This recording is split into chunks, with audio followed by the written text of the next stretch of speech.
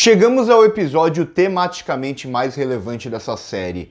É uma pena que o roteiro não é tão bom assim.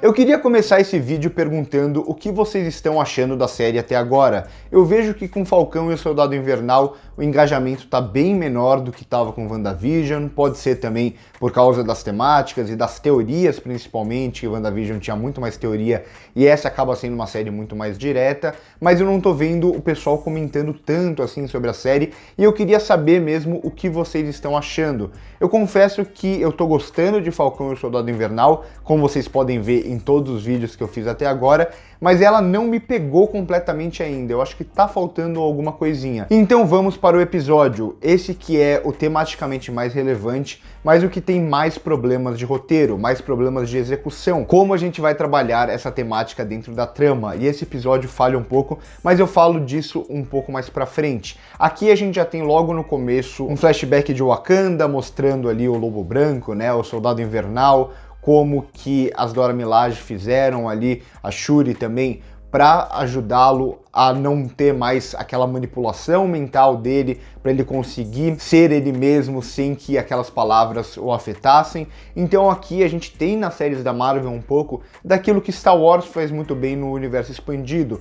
A gente vai pegar alguns buracos que ficaram propositalmente na trama dos filmes, porque não dá pra gente explicar tudo nos filmes, e aí a gente preenche essas lacunas nas séries, e é isso que a gente vai ver aqui. A gente não precisava explicar no filme como o Soldado Invernal deixou de ser manipulado, não precisava mostrar nada disso. Mas quando mostra na série, não tem problema, a gente tem mais tempo de desenvolvimento aqui, é uma série sobre o Falcão e o Soldado Invernal, então é interessante mostrar, e é isso que eles fazem, ao mesmo tempo que ali já mostra mais uma vez a relação do Soldado Invernal com as Dora Milaje, que vão ter um papel ainda mais importante nesse episódio. Depois disso, a gente tem aquela conversa que continua o episódio passado da Ayo com o Soldado Invernal, ela questionando ele por trazer o Zemo de volta, e elas querem vingança por tudo aquilo que o Zemo fez em Guerra Civil, e isso é importante para preparar o terreno mais uma vez para o que tem pela frente. Então, isso o episódio faz bem. O episódio ele prepara bem o terreno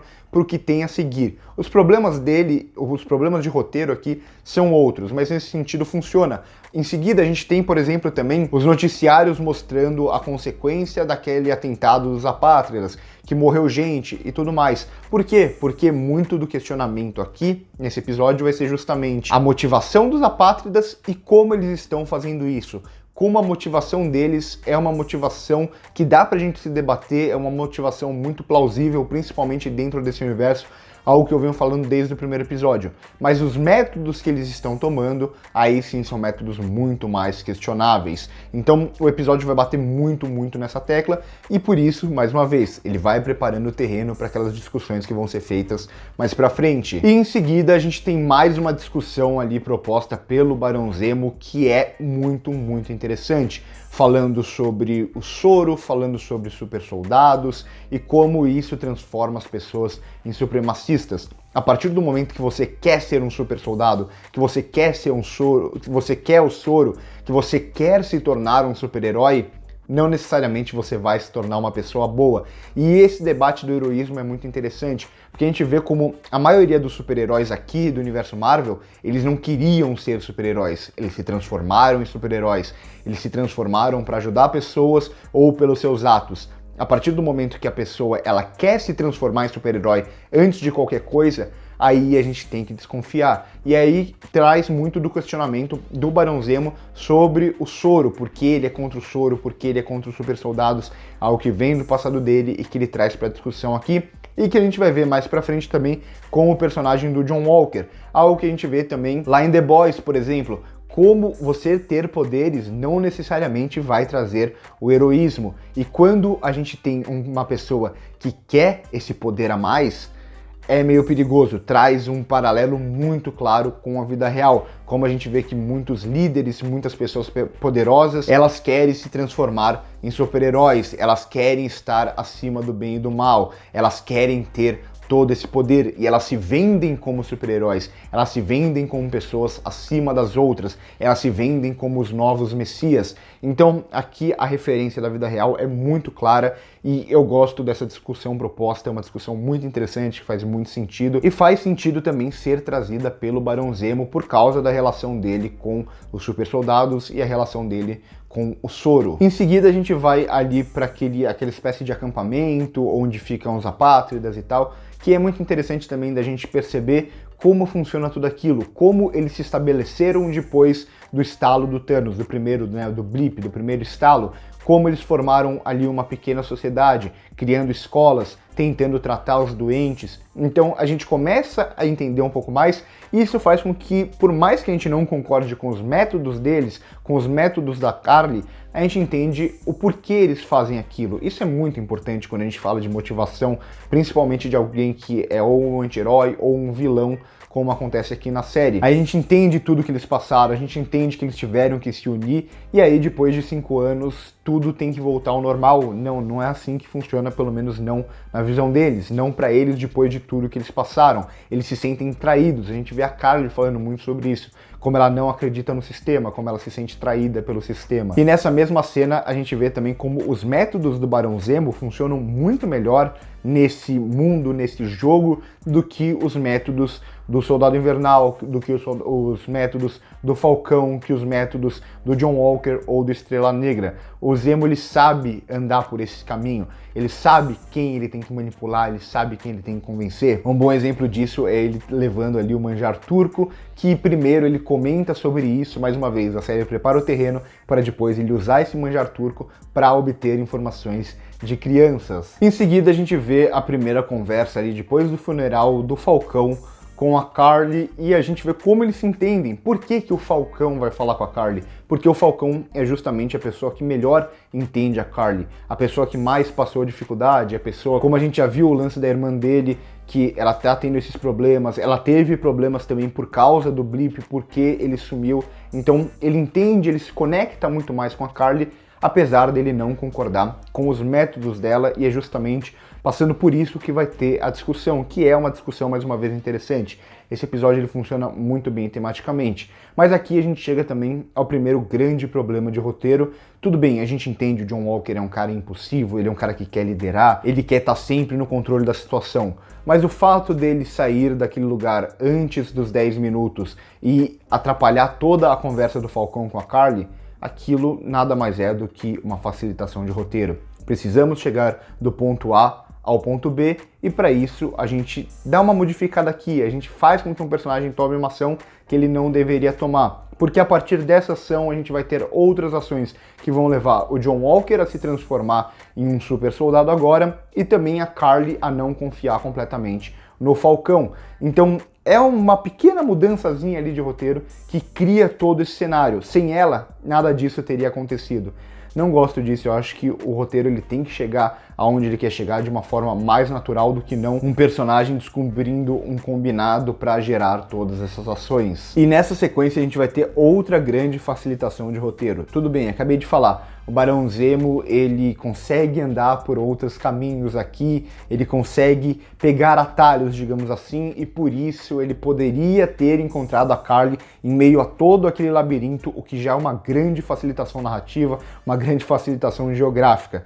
E para isso ele vai destruir todos os soros, porque ele tinha que destruir todos os soros. É mais ou menos isso, o roteiro ele dá uma manipulada no público para chegar onde ele quer. Mas isso se torna ainda pior quando a primeira pessoa a chegar depois naquela sala vai ser justamente o John Walker, com justamente um soro sobrando que ele vai pegar. Isso é uma grande facilitação de roteiro, tudo isso porque ele tem que se transformar naquele personagem, ele tem que se transformar num super soldado. Como a gente vai fazer ele se transformar num super soldado? A gente dá um jeitinho, a gente coloca um elemento ali no roteiro que faça ele chegar primeiro, o que não faz sentido. Desculpa, não faz sentido aqui. Então, mais uma vez, o episódio ele trabalha muito bem as temáticas que ele quer trabalhar, mas não necessariamente chega de forma natural aonde ele quer chegar. Em seguida, a gente tem ali a cena de ação do hotel, com as Dora Milaje chegando, tentando pegar o Zemo, e tudo que elas fazem é não pegar o Zemo. Deu um pau ali no John Walker, e essa cena tem várias questões interessantes. A primeira é o Zemo, como ele é ensaboado, como ele sabe jogar esse jogo. Ah, é sorte? É uma facilitação de roteiro ele ter ficado de lado? Talvez até seja, mas a gente vê como ele parece que tá sempre um passo à frente de todo mundo. Ele é um cara que ninguém dá nada, mas ele é muito inteligente. Por outro lado, essa cena ela é interessante no conflito entre as Dora Milaje e o Soldado Invernal, que eles sempre tiveram essa relação e agora elas se sentem traídas por ele, e principalmente em relação ao John Walker aqui, que ele perde agora para humanos, não para super soldados, é o que ele diz, né? Elas nem eram super soldadas. E esse é só mais um estalo que ele precisava para se transformar naquilo que ele quer se transformar. Essa obsessão dele por ser o novo Capitão América, ou essa ambição dele principalmente por ser muito poderoso, por estar sempre no controle. Outro estalo vai ser na conversa que ele vai ter com um amigo dele, com Estrela Negra ali, que vai falar que também tomaria o soro e tudo que eles passaram no Afeganistão, como eles ganharam medalhas por coisas que eles claramente não ficam honrados, não ficam felizes em ter feito, coisas que acontecem numa guerra. E essa conversa é interessante para mostrar que no fundo, o John Walker ele até queria fazer a coisa certa, só que ele tem essa obsessão por poder. Ele via o manto do Capitão América como a chance dele fazer a coisa certa pela primeira vez na vida, só que a obsessão dele por poder fala ainda mais alto e ele perde o controle. E agora, como eu já vinha cantando a bola e todo mundo, né, que conhece um pouco o personagem dos quadrinhos já sabia, ele vai se transformar nesse personagem que é muito mais um vilão do que um herói. O que vai ficar ainda mais claro e o que vai ter um estalo ainda maior depois da morte do Estrela Negra ali, que vai transformar completamente, né, ou terminar de transformar completamente o John Walker, até ele matar o Apátrida, ser filmado por todo mundo, e agora todo mundo vê quem é o novo Capitão América. Os desdobramentos disso a gente vai ver no próximo episódio. Mas no geral, é um episódio que trabalha temáticas muito interessantes, muito relevantes, que conversam muito com a nossa vida real. Gosto muito disso, mas a forma como o episódio faz não me agrada muito. Não só essas facilitações narrativas, mas também como esse episódio ele claramente é aquele que precisa trazer todas as informações que estavam faltando para a série para a gente poder avançar para os 2 episódios finais. Então é um episódio que a cada 1 minuto um personagem vai fazer um discurso e expor todas as ideias dele. É um episódio muito expositivo e nada disso acontece de uma forma muito natural. Uma outra discussão, sim, a gente tem a discussão surgindo a partir de um outro ponto que começou na conversa, mas a maioria das vezes a gente corta para cenas apenas com personagens falando o que pensa, expondo o que pensa, expondo o que já passou. E isso fica muito claro como é aquele episódio ponto de virada para a grande finalização. Precisávamos de todas essas informações, pronto, elas estão aqui, deixamos todas elas condensadas em um episódio só, e aí a gente já pode ir pro grande finale. Por hoje é isso, espero que vocês tenham gostado do vídeo, curte o vídeo se gostou, se inscreve no canal se ainda não é inscrito e corta.